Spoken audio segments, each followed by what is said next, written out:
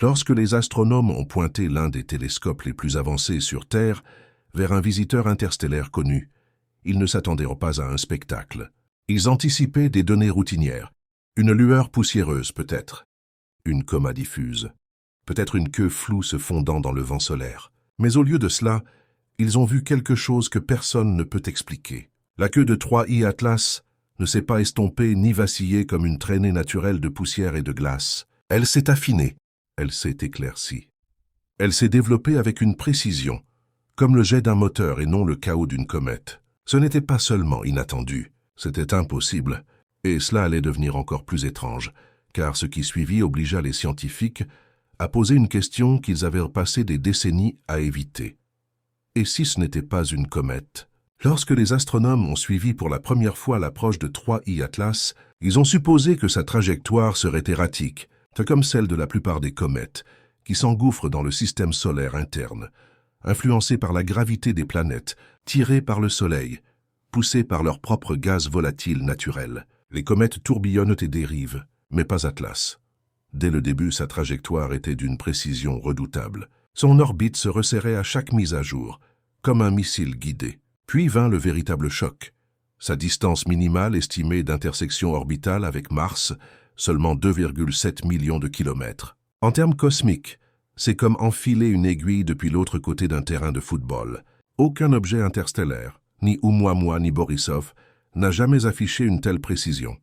Avi Loeb, astrophysicien à Harvard, a qualifié cela de troublant, tandis que d'autres ont admis à voix basse que cela pourrait ne pas être une coïncidence. Les comètes interstellaires sont censées dériver aléatoirement, après avoir voyagé des années-lumière dans le vide. Mais celle-ci, elle visait quelque chose. La plupart des queues de comètes sont chaotiques, des jets de gaz sublimants s'échappant de divers points de la surface, réagissant à la chaleur solaire.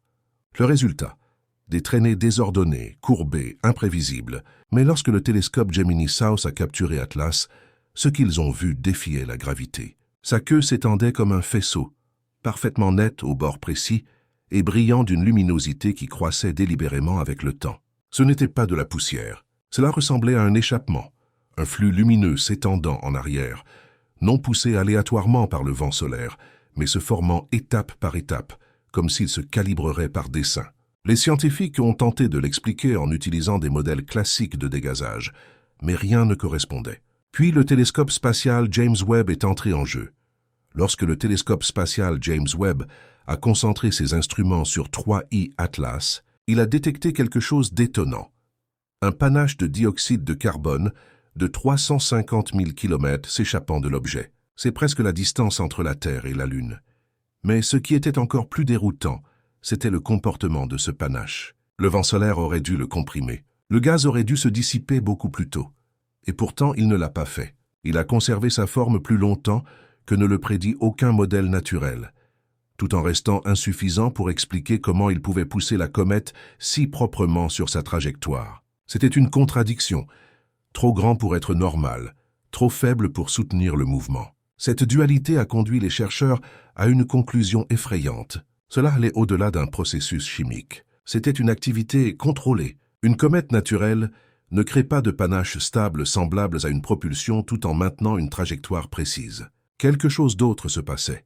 Juste au moment où les scientifiques pensaient avoir le temps de comprendre l'objet, un second choc a frappé. L'analyse du spectral a révélé que 3I Atlas n'était pas simplement glacé. Le revêtement de son noyau, du nickel mais pas seulement en traces, les niveaux étaient comparables à ceux utilisés dans les alliages industriels, ceux dont les humains se servent pour construire des vaisseaux spatiaux, conçus pour résister à la corrosion, réfléchir la lumière du soleil et maintenir une structure sous la chaleur. Aucune comète observée n'a jamais présenté une telle signature.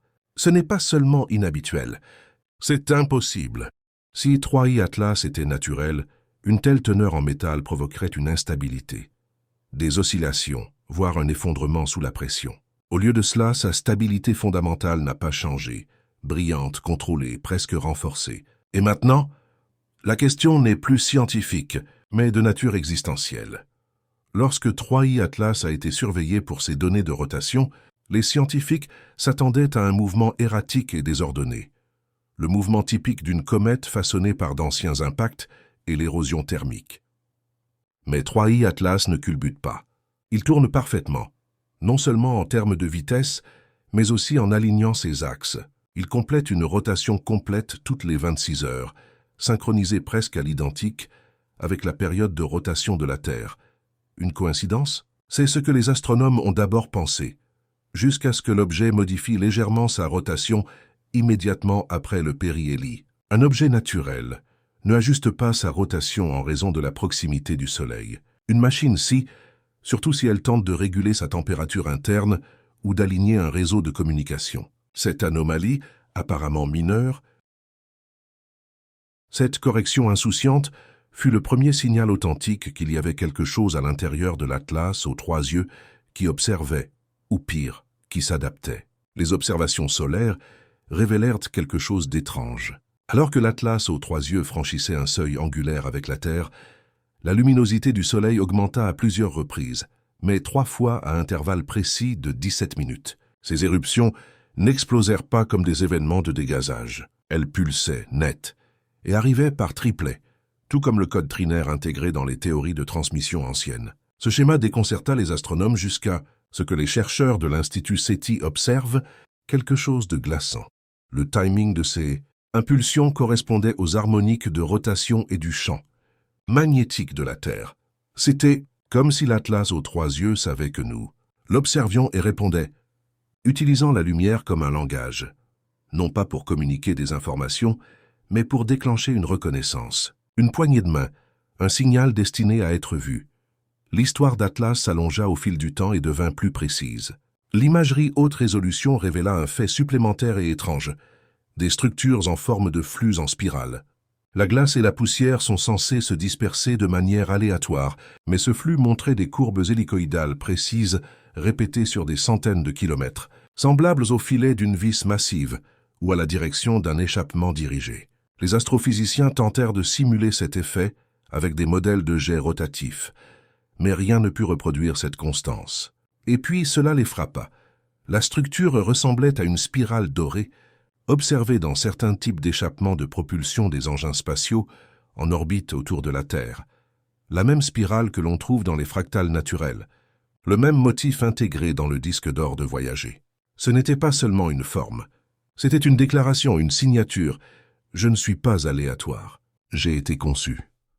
Le jour où l'Atlas aux 3 yeux atteignit son point le plus proche de Mars, la magnétosphère terrestre connut un tremblement, électromagnétique plutôt que physique. Une distorsion subtile fut enregistrée par des magnétomètres en Islande, au Chili et en Australie occidentale, tous dans la même fenêtre de 4 minutes. Cette distorsion avait une forme d'onde unique. Elle n'était ni solaire, ni naturelle, ni terrestre.